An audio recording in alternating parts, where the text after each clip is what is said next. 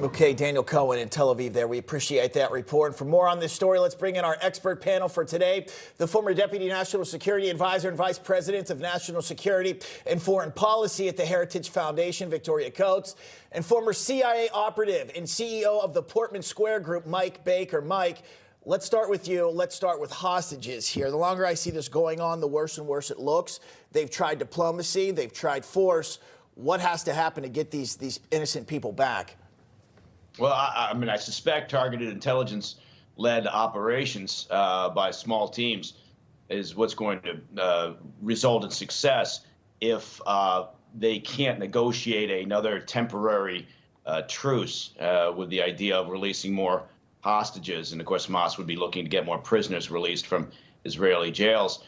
But at this stage of the game, I think there's so much international pressure being placed on Israel. I mean, really almost from the outset, despite how brutal those attacks were on the 7th of October, the narrative turned quickly. There's so much pressure on them, including from the U.S. and the Biden administration, that they are going to have to essentially tone down the scope and scale of their operations in an effort to maintain some coalition support for this. But look, at the end of the day, if they finish this, if they reach an end to this conflict and Hamas is still in charge of Gaza, then the only winners here are Hamas and the Iranian regime.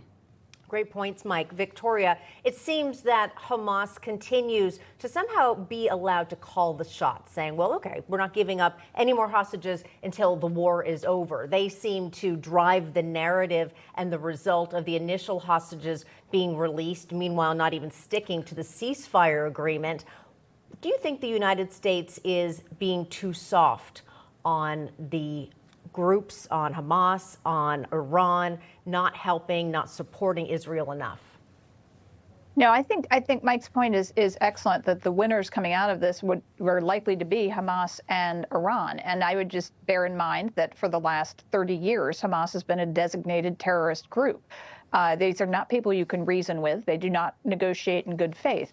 And the only sort of green shoot I see in all of this was Daniel's reporting that he just did about the call between Prime Minister Netanyahu and Prime Minister Modi of India.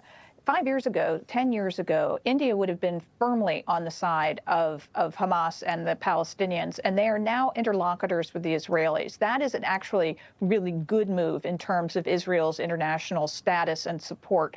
And that's what the United States should be speaking out forcefully in favor of. Mike, let's talk about what's going on in the Red Sea here, the Houthi rebels attacking these commercial ships here. Am I being too optimistic to say we would know where they're operating out of and we could hit them where they are instead of being a defensive and waiting for them to go out into the Red Sea and do what they're doing? Couldn't they stop it before it starts? Or, again, am I wrong here? No, you're right. We could be on the offense here. What we've done so far, or it's not a deterrent strategy, because obviously we've deterred nothing. It's been sort of a reactive defensive move. And this coalition, while a good thing, look, we already had an anti-piracy coalition existing out there. We could have pulled this together quicker, I think, with more sense of urgency. But it's a good thing as well to have this coalition involved, because we have to take some action. The Iranian regime, again, look, they did this in the 80s. Right. And as a result of what happened in the 80s when they were disrupting oil shipments out there in that same part of the world, the U.S. ended up taking offensive action and destroyed almost half the Iranian regime's navy. Right. We need to be back in that mindset, because otherwise they will continue to do this. They are at will, the Iranian regime, I mean, because they back the Houthi militants. They're supporting the Houthi militants in Yemen. But they are at will disrupting global trade and commercial shipping. Yeah, it certainly seems like force is going to be the only thing that they respond to here, and that's what it's going to take. Victoria Coates, Mike Baker, thank you both for coming on. We appreciate it. Sure, thank you. Thank you.